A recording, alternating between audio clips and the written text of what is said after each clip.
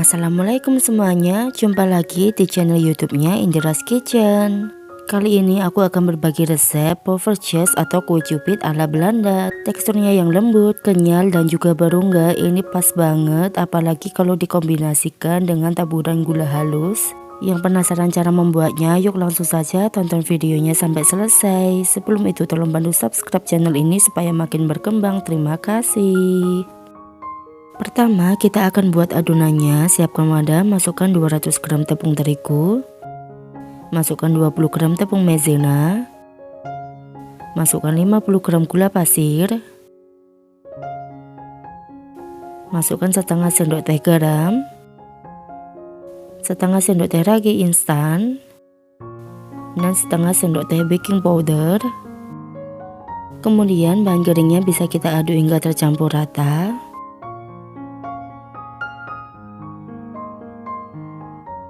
Selanjutnya tambahkan 2 butir telur, tambahkan 300 ml susu cair. Untuk susunya aku gunakan yang dingin ya. Tujuannya supaya aroma dari raginya itu enggak terlalu tercium teman-teman, jadi meminimalisir aroma dari ragi tersebut.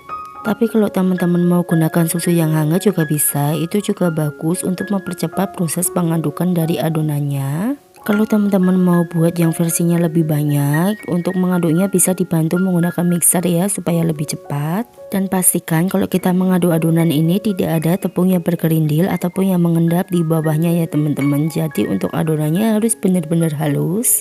Kalau mau lebih pastinya lagi bisa kalian saring ya, cuma kalau aku nggak perlu sih, ini sudah pas banget. Selanjutnya tambahkan 35 gram margarin yang sudah dilelehkan dan kondisi margarinnya sudah dingin. Kalau mau lebih wangi dan juga lebih enak lagi, margarinnya bisa juga diganti menggunakan butter ya teman-teman. Nah setelah kita aduk hingga tercampur rata, selanjutnya bisa kita tutup menggunakan kain dan ini bisa didiamkan selama 1 jam.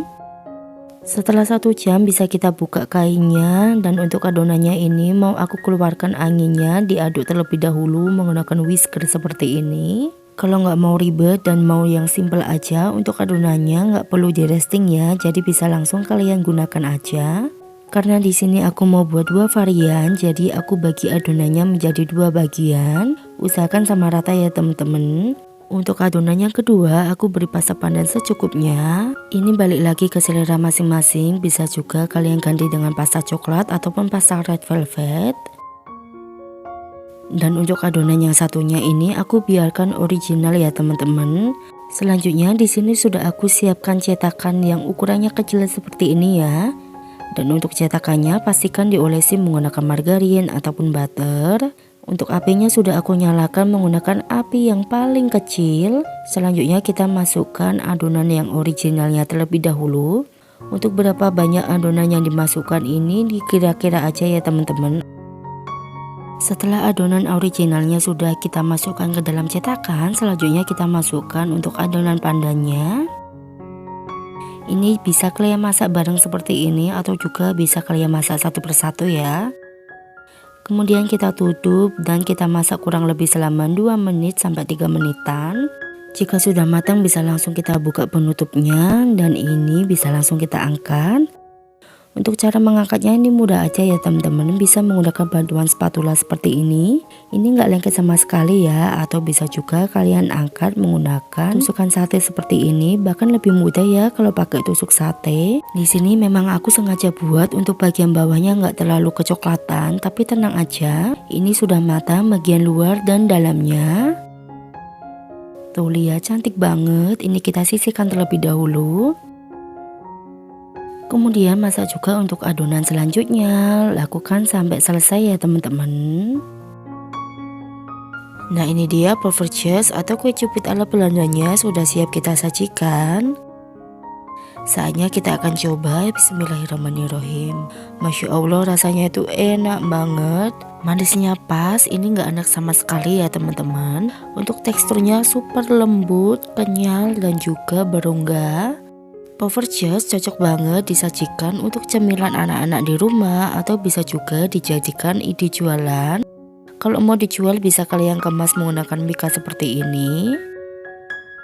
Dan untuk berapa banyak isiannya per mika ini disesuaikan lagi dengan selera teman-teman ya. Kalau aku pribadi ini mau aku isi 12 pieces.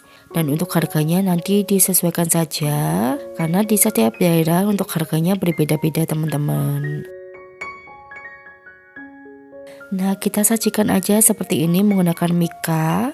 Teman-teman bisa juga gunakan mika yang ukurannya lebih kecil ya. Kemudian bagian atasnya kita beri taburan gula halus. Atau bisa juga kalian beri selai coklat di atasnya. Nah, ini sudah siap kita jual. Menurutku kalau pakai gula halus lebih enak ya teman-teman. Mantep banget. Selamat mencoba ya teman-teman. Makasih sudah nonton video ini. Sampai jumpa di video selanjutnya. Wassalamualaikum.